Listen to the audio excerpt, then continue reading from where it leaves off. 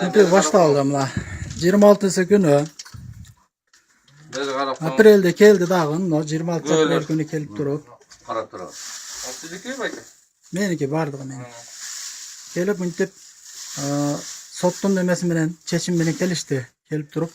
2. may günü gelip ertemenen saat 6:30'da 6'da kelişip uktayotgan yerine kirip geldi.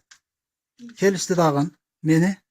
Bir bölümen jatkan yerden tinç jatkan yerimden kelişip kirip kelişti. Uçaska oy.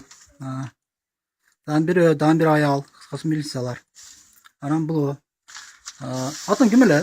Marap. Marap. Kurmaşıp. Bişkekten geldi. Karamayız burada. Gelip müddet tekşerip tinti otat. Men karşı çıktım. 27'de keliş kereyken de bular kelip durum yani. Müddet 2. may günü kelişti.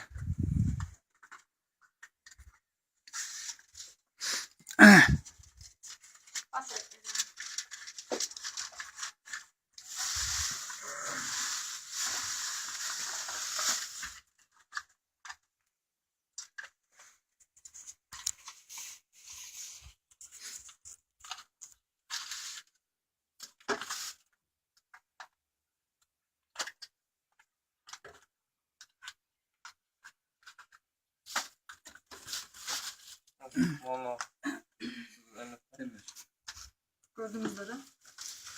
Buradayken damla oku verseniz. Alimsan barı şunun emeler eken barakları. Alimsan. Muhammed.